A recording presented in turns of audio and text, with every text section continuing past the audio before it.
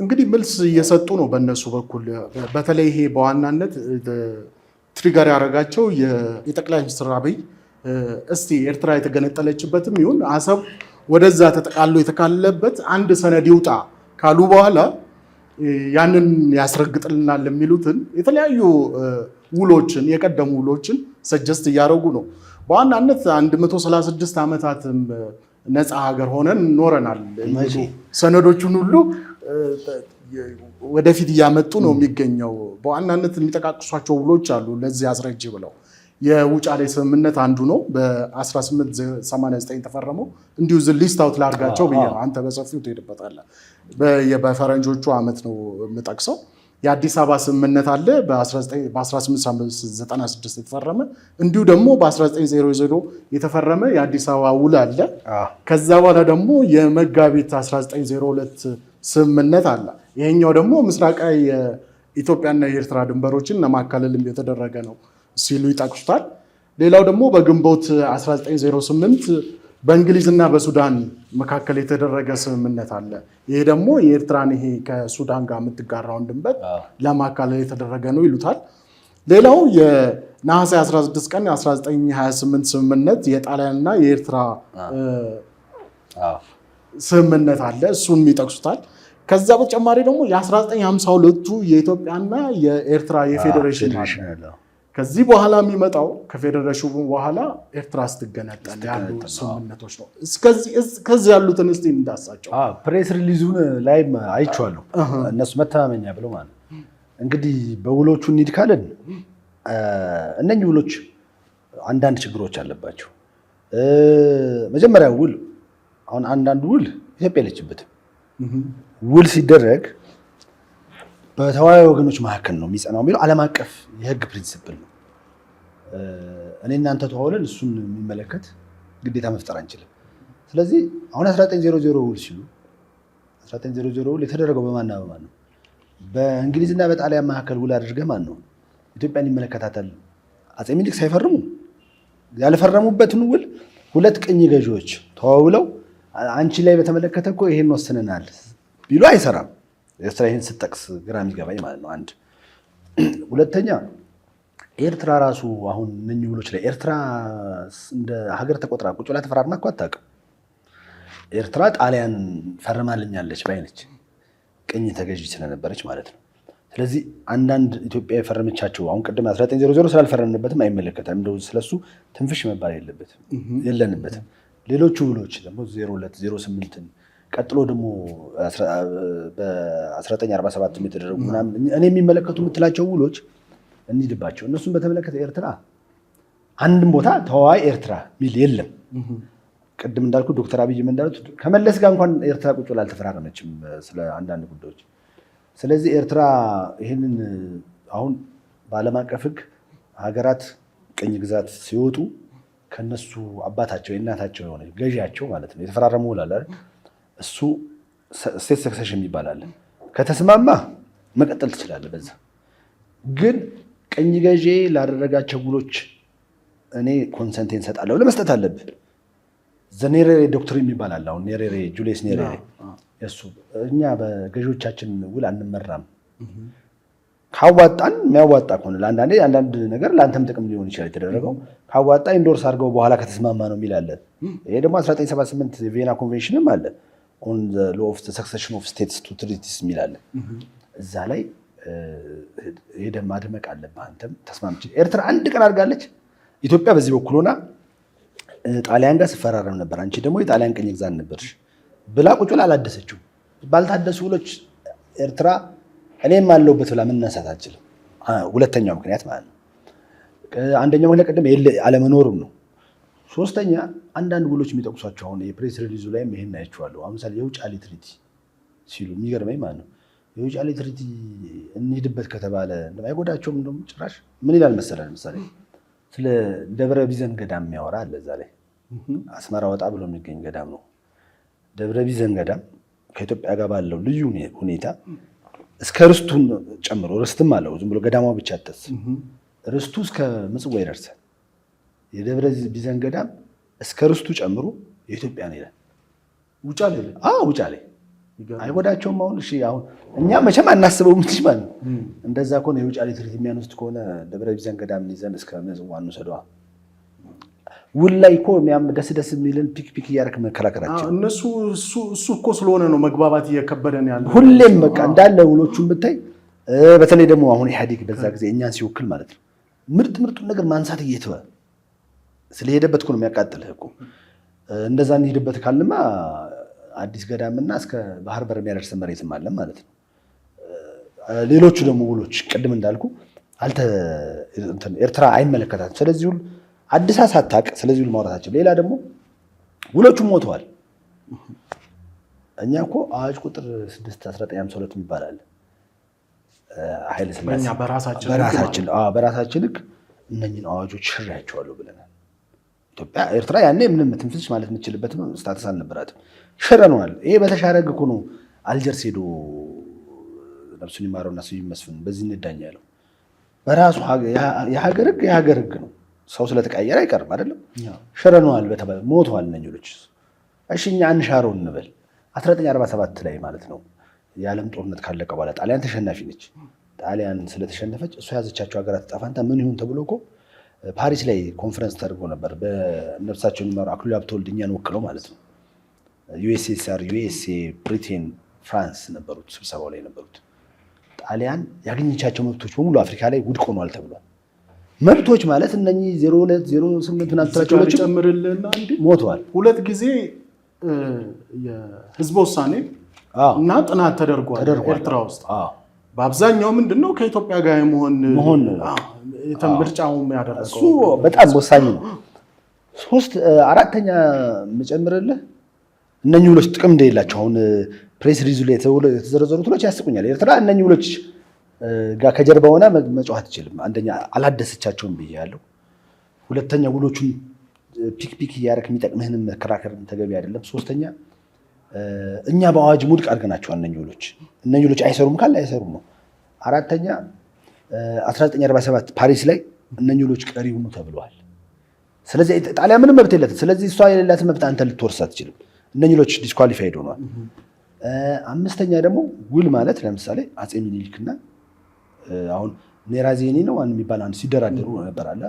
ያንተ የት ድረስ ነው ተባባሉ። መረብ ምላሽ እንትና እያልክ አስምርሃል አይደል? ተዋዋልክ። ይሄ ውል ይገዛኛል ብለህ እየኖርክ እያለ አንድ ቀን አንተ የጣሊያን ድንበር እዚህ ድረስ ነው ብለሃል። ምልክቶች ያደርጋል። አፄ ሚኒሊክ ደግሞ ከዚህ ቀጥሎ የኔ ነው ብሏል።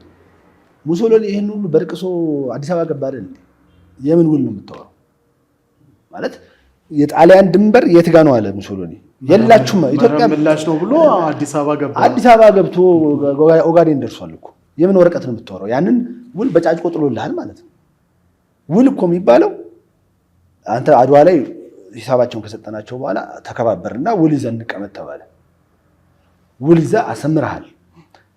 የጣሊያን የምስራቅ አፍሪካ ግዛት ኦሪየንታል ኢስት አፍሪካ ምናምን የሚባል የሆነ የጣሊያን ግዛት ሶማሌን፣ ኢትዮጵያን፣ ኤርትራን አርጌ ራቅ ቢልም ሊቢያን ይዤ የሆነ ግዛት መሰረት አለው ብላ አምሯታል ጣሊያን። ስለዚህ ያን ውል በጫጭቅ ጣልከው እኮ በቃ ማለት አልፈህ ሄዳል። ስለዚህ አሁን ኤርትራ የምታወራው የምን ውል ነው? ከዛ ውልማ ውሉ ተረስቶ ተዋግተን 5 ዓመት ይዘውን በዱር በገደሉ አርበኞች ተንከራተው የሆነች ሀገራትን ረድተውን ብቻ ጣሊያን ወደ ሀገሩ ተመልሷል እኮ። የምን ውል ነው የምታወራው? ያ ውል ጣሊያን አፍርሰዋለች በተግባር አዲስ አበባ ምን ነች ብላለች። ያ ውል ሞቷል ማለት ነው። ያ ውል ሞቷል። ስለዚህ በእነኚህ የሞቱ ውሎች ተደርጎ የተሰጠ የአልጀርስ ስምምነትም ያስቀኛል። አሁን ላይ ደግሞ የሚሰጥ ፕሬዝ ሪሊዝም ይገርምሃል። ኤርትራ እና ኢትዮጵያ ቁጭ ብለው እንደገና መሰራት አለበት። ኤርትራ የምትባል ሀገር አልነበረችም ማለት። ኤርትራ እንደ ሀገር በተወለደች ጊዜ በሁለት ሽፍቶች መሪ እዛ ሀገርና እዚህ ሀገር መሪ ስለነበሩ የምትወስደውን ያሉ ሰር ተባብለው የተደረገው ኢትዮጵያን ሕዝብ አይወክልም የሚል ሌላ ክርክር አለ። አሁን ግን እንደ ሀገር ቁጭ ብለን መሰመር አለበት። እንደ ሀገር ኢትዮጵያን የሚወክል አዲስ መንግስት፣ አዲስ አስተሳሰብ መጥቶ ማለት ነው በምንም ተአምር አሁን ያለንበትን ቅርጽ ያስቀጥላል ብዬ አላስብም። ስለዚህ ተደራድረንም ተነጋግረንም አናውቅም። ውል የምትሉትን እናንተ አይደለም የፈረማችሁት። ኢቭን ሌላ ቀደም የረሳሁት ማለት ነው አፄ ሚኒሊክ ራሱ ውል አድርገዋል። አፄ ሚኒሊክ ውል አድርገዋል። መለስም ብዙ በቃ አንዳንድ ሰዎችን በዚህ ጉዳይ እንደው ሚኒሊክ በመውቀስ አይነትም ይጮህ ነበር በባለፈው ዘመን። በተለይ አፄ ሚኒሊክ ያን ውል ያደረጉት በምን መልኩ ነው? ውል ይባላል እንዴ? አፄ ምኒልክ እኮ ጉሮሯቸውን ተይዞ እኮ ያደረጉት ውል ነው። እንደው አንዳንዶቹ የፈረሟቸውን ውሎች ውል ይባላል። ውል እኮ የሚባለው መሰለህ ሰጥቶ መቀበል መርህ ሲሆን ነው። የወቅቱ ሁኔታ በጣም አስገዳጅ ነበረ። በዙሪያችን ቀኝ ገዢዎች ከበው ለምሳሌ አንድ ውል ስታደርግ ለምሳሌ ሄደህ እቺን አጀንዳ ወይም መጽሐፍ ልገዛ ስትል በውሉ መሰረት የሻጭ ግዴታ ገንዘብ መስጠትም የገዢ ግዴታ የሻጭ ግዴታ ይሄን ይሰጣል፣ ገዢ ደግሞ ገንዘብ ይሰጣል ነው። አፄ ምኒልክ በዛ ውል ምንድን ነው ያገኙት? ምንም እኮ አላገኙም። ከማስረከብ ውጭ የአፄ ምኒልክ ውልም እንደማትለው ልነግርህ ፈልጌ ነው። አፄ ምኒልክ የተፈራረሙት እጃቸው ተጠምዞ ናፈርም ምኒልክ ሲባሉ መፈረም ነው እንጂ በልዋጩ ኢትዮጵያ ምን አገኘች ማለት እስከ ባህር በር ድረስ የነበረች ሀገር ተገፍታ አንቺ እዚህ ጋር ቁሚ፣ አንቺ እዚህ ጋር ቁሚ እየተባለች ስክራምብል ፎር አፍሪካ የሚባል አለ በርሊን ኮንፈረንስ 1884 በዛ ማግስት የተደረገ እኮ ነው። አፄ ምኒልክ እንደው በዚህ ሁኔታ እነኚህ ሰዎች በዚህ ካላባበልኳቸው አዲስ አበባ ይደርሳሉ በሚል እሺ በቃ ጥግ ጥጉን ያዙ አይነት ፊርማ ነው። ይሄ ፊርማ ደግሞ በአንድ ወገን ኢትዮጵያ በጣም እንትን ነች፣ ድሃ ነች፣ ምስኪን ነች፣ ጦር ጎራዴ የዛገ ምናምን የያዘች ነች። ጣሊያን በጣም ትልቅ ሀገር ነች። በእነኚህ በአንዷ ምስኪንና በትልቅ ሀገር መካከል የተደረገ ውል በዓለም አቀፍ ሕግ ቬና ኮንቬንሽን ኦን ዘ ሎው ኦፍ ትሪቲስ ይባላል። የ1969 ስምምነት ነው። እዛ ላይ አንቀጽ 52 ላይ ኮርሽን ይባላል። ኮርሽን ማለት እጅ ጥምዘዛ በግዴታ የተደረገ ውል ነው። ስለዚህ አሁን ኤርትራ ውል የምትለው ማለት ነው እኛ ተጨንቀን መሀል ሀገሩን ለማስረፍ የገባንበት በዓለም አቀፍ ሕግ ቢታይ አንዲት ምስኪን ሀገር ከትልቅ ግዙፍ ሀገር ጋር የተፈራረመችው ውል ነው እና በዚህም የውል ትንታኔም ይሄም አይሰራም ነው። ስለዚህ ውል አትበሉን ነው። ሌላም የሚጠቅሷቸው አሉ። በሁለት ከፍለን እናያቸው ብዬ ነው። ወሳኙ ጋር ስንመጣ በዋናነት የካይሮ ስምምነት የአፍሪካ አንድነት ድርጅት የተቀበለው የ1964ቱ ይጠቀሳል። የቅኝ ግዛት ስምምነቶች ጸንተው ድንበሮች ጸንተው ይዝለቁ የሚለው ማለት ነው። ከዛ በተጨማሪ ደግሞ በግንቦት 28 1991 የለንደኑ የሻዕቢያና የህወሓት ስምምነት አሜሪካ ነች ያፈራረመቻቸው። አሜሪካ እሱን እንደ ሀገር መጽናት አስረጃ አድርገው ያቀርቡታል። ከዛ በተጨማሪ ደግሞ በ2000 ዓመተ ምህረት የተፈረመውን የአልጀርስ ስምምነት ነው የሚጠቅሱት። እነዚህ ሶስት ነጥቦች ጋር እንምጣ። እነዚህ ነገሮች እኛን ባህር አልባ ሀገር ለማድረግ ኢትዮጵያንም ነፃ ሀገር ለማድረግ ወሳኝ ተብለው ሊጠቀሱ ይችላሉ ወይ? ምንድነው ጉለታቸው? ለምሳሌ 1964 ካይሮ ዴክላሬሽን ሪዞሉሽን 1/16 ይመስለኛል አፍሪካ ህብረት ያኔ አፍሪካ አንድነት የሚባል የነበረ ይወስነዋል። እሱ ምንድነው ሀገራት በሚገነጠሉበት ጊዜ የዛ ቀን የተገነጠሉበት ቀን ያለው ቅርጻቸውን ይዘው ይሄዱ ነው። ከአፍሪካ አንድነትም የጀመረ አይደለም።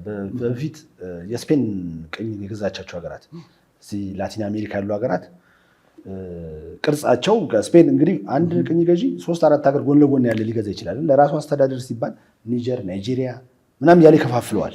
ወይ ደግሞ እንደዛ እንትን ከተመሰረቱ በኋላም ከያዘ እንደዛ ነው እና ይዤ ሲሄድ ከዚህ እያልክ እንዳትቧጨቅ የሚል ፕሪንሲፕል አለ። እዛም በስፔን ስለነበረ ፕሪንሲፕል ኦፍ ኡቲ ፖሲደቲስ ይባላል በላቲን። ኡቲ ፖሲደቲስ ማለት ባለበት እርጋ ማለት ነው። ባጭሩ ህግ ትምህርት ቤት የምንማረው ነው። ኡቲ ፖሲደቲስ ማለት ያለበትን ይዘህ እርጋ እንጂ ቅኝ ገዢ ለራሱ ለአስተዳደር ሲባል ለቢሮ ማከፋፈት ሲባል ያሰመረው ሊሆን ይችላል። ግን አንቺ ነህ አንተ ነህ ያልከው ለምሳሌ ቦረና እዚህ ምዛም አላል ኬንያ በቃ እንግሊዝ ጥላው ስትሄድ ኢትዮጵያ ቦረናዎች የኬንያዎችን ልሰብስብ ማለት አትችልም። ይሄ አፍሪካኖች ደግሞ እንደዚህ ቢሰባሰቡ በጣም እልቂት ነው። አፍሪካ ማለት በተለይ እንግሊዝ ምናምን ክፋት ያለው በሚመስል በማስመሪያ ነው የሚያሰምሩልን። ወንድማማች ብለው ከፍለው ያስቀምጣሉ እና ይህንን 1964 ላይ አፍሪካኖችም የኛ ይብሳል ብለው ማለት ነው በቅኝ ግዛት ነፃ በወጣንበት ቀን ያለውን መሬት ይዘነው እንቅር ተባብሏል። አሁን ኤርትራውያን ይህን ያነሳሉ። አሁን ፕሬስ ሪሊዙ ላይም አይቼዋለሁ። የ1964 ካይሮ ዴክላሬሽን ምናምን ሲሉ ያስቀኛል። ሲጀምር 1964 ካይሮ ዴክላሬሽን እነሱን አይመለከትም። አንደኛ ይሄ የቅኝ ግዛት ሀገራት ነው። ኤርትራ መቼ ነው ቅኝ የተገዛችው? ኤርትራውያን ኢትዮጵያ ውስጥ እንደ ንጉሥ አይደል የኖሩት? ቅኝ ግዛት እንደዚህ አይደለም እንደምናውቀው። እና ማን እንደው ምናምን ከኤርትራ መጥተው ኢትዮጵያ ርዕሰ ብሔር ሆኖ አልነበር እንዴ? በተዘዋዋሪ የት ሀገር ነው ናይጄሪያዊ ሄዶ እንግሊዝ ላይ እንደዚህ ይኖራል እንዴ? አልጄሪያ ፈረንሳይ ላይ እንደዚህ አይነት እድል አልሰጠም። ቅኝ ግዛትም አይደለም በብዙ መንገድ።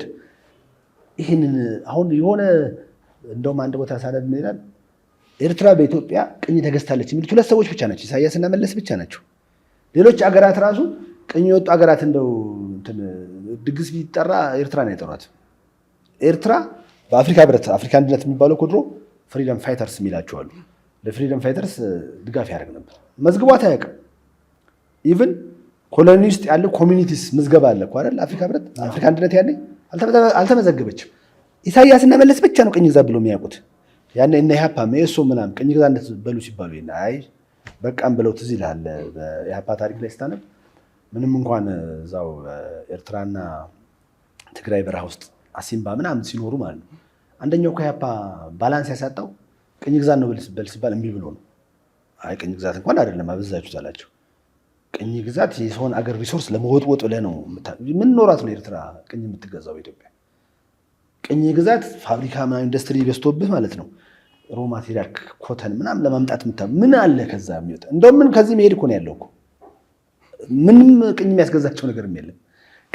ቅኝ ግዛትም አልነበሩምም ሆኖም አያውቁምም። 1964 ካይሮ ዲክላሬሽን ስለነሱ አይመለከትም። በዚህ ጉዳይ ሲያነሱት እኔ ትንሽ ለነሱ ሼም ይዘኛል።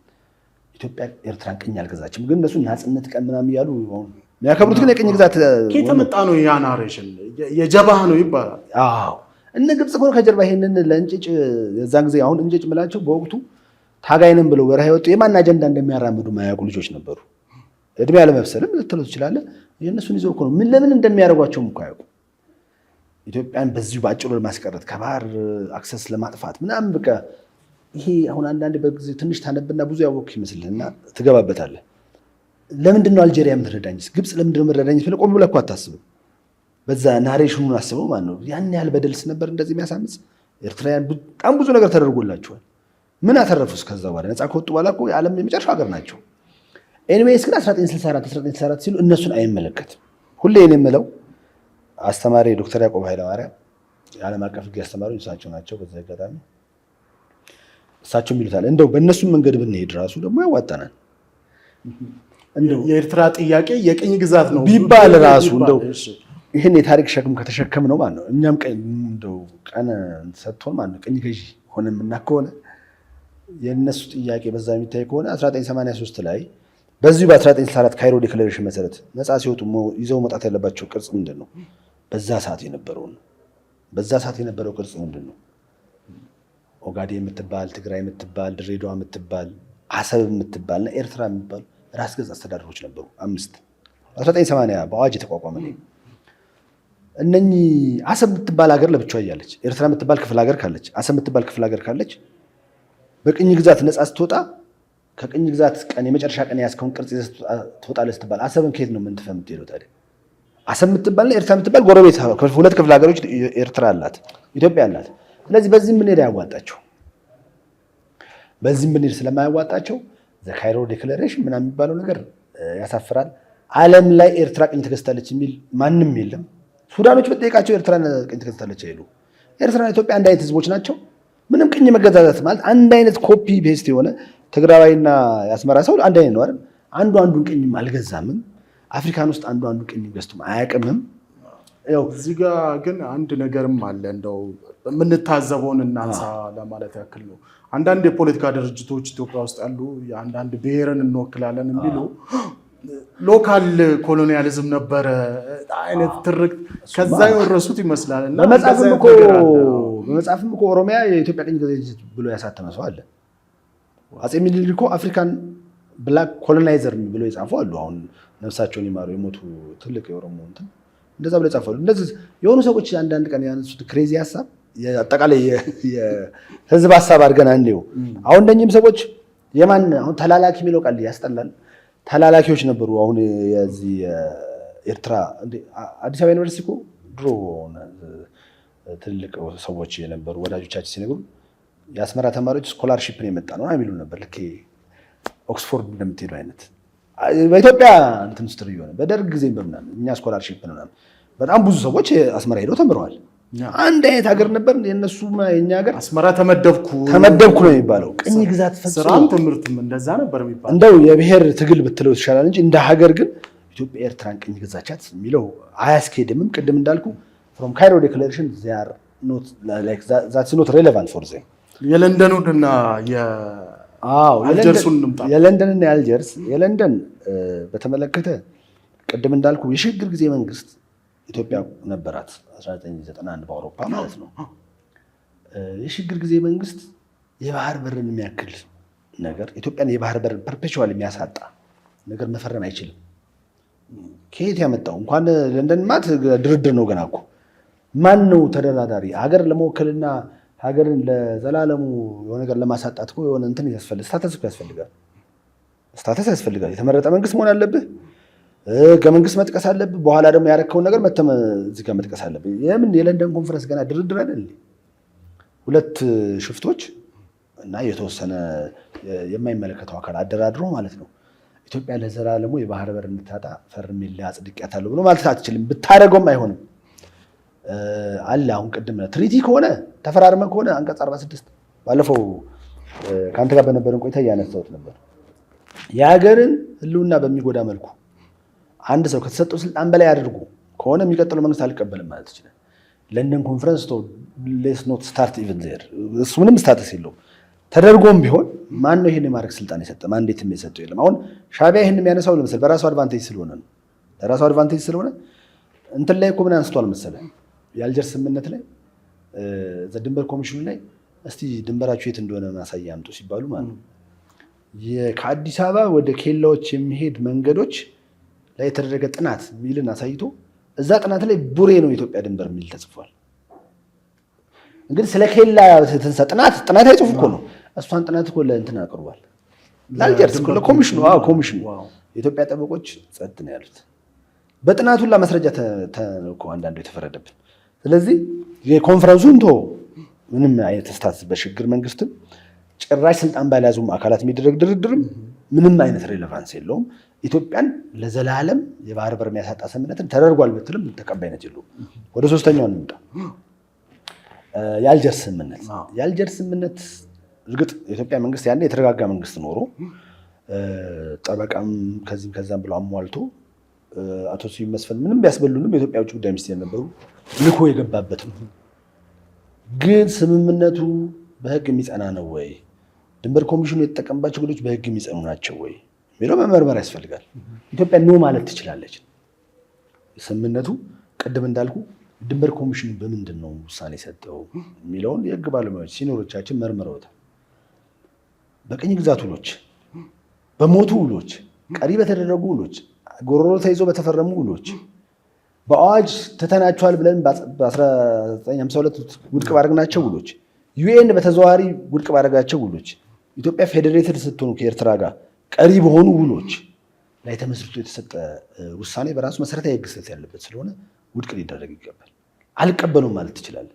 አልቀበለውም ብለን መሞከር ያለብን አንደኛ መከራከሪያ አያከራክርም አይደለም፣ ግን አንቀበለውም ማለት ትችላለህ የአልጀርስ ስምምነት። ሁለተኛ ደግሞ የአልጀርስ ስምምነት ነው ስሙ እኮ ራሱ።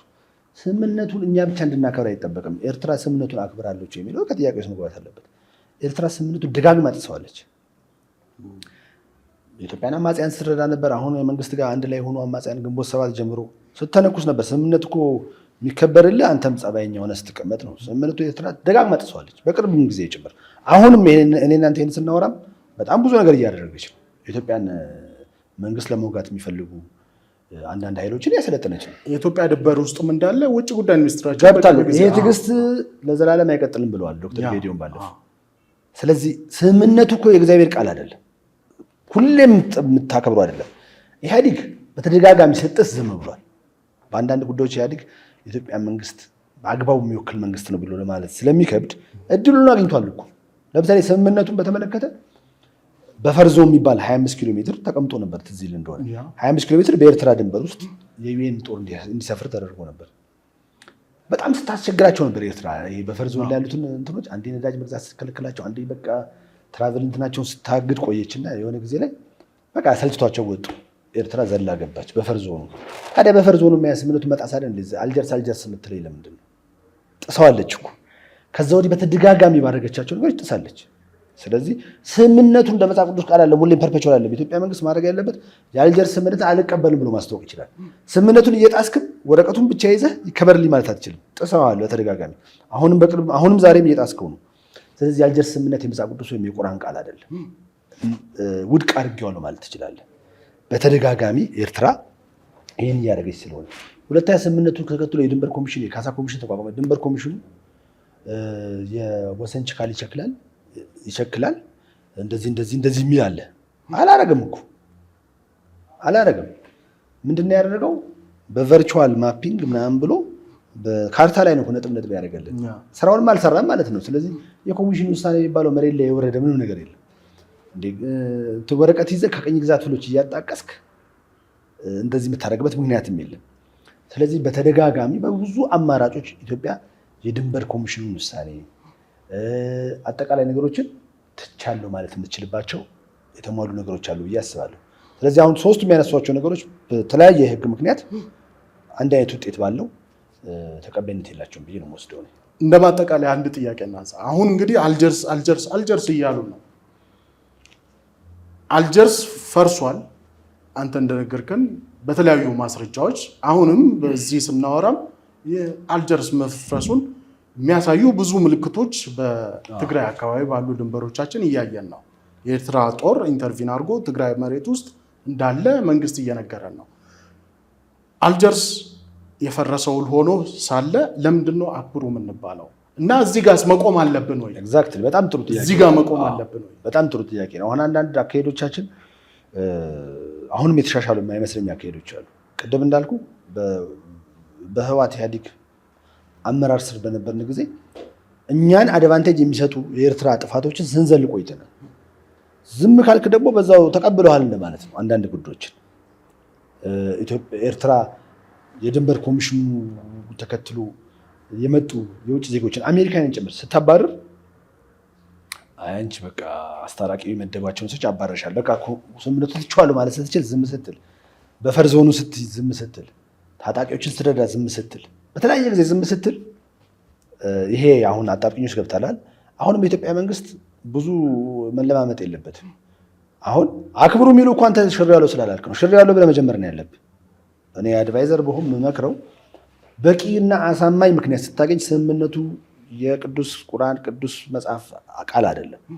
ስምምነቱ የመጣው እኮ እኛና እነኚህ የሚያጣላና ድንበርና አንዳንድ የይዞታ ጉዳዮች አሉ። ካከበሩ ምንም ችግር የለውም እቀበላለሁ ብለን እየጣሱብህ ከሆነ ለምንድን ነው የምታከብረው? ማለት ያንን ውሳኔ የሰጠው እኮ አንተ የመረጥከው ኮሚሽን ነው። 5 ዳኛ 4 ዳኛ 2 መረጥን፣ አንድ የመሀል ዳኛ ተመረጡ። ያው እነሱ ገለልተኝነታቸው አጠራጣሪ ነው። እነሱን አድርገን ወስኑ አልናቸው። እኛ አፋችን ተይዞ ጠበቃም አቆም ማለት የማይቻል እንደውም ለዶክተር ያዕቆብ በዲሲፕሊኑ የሚያስከስስ ነው ጠበቃውን እንደዚህ አትስታረግ።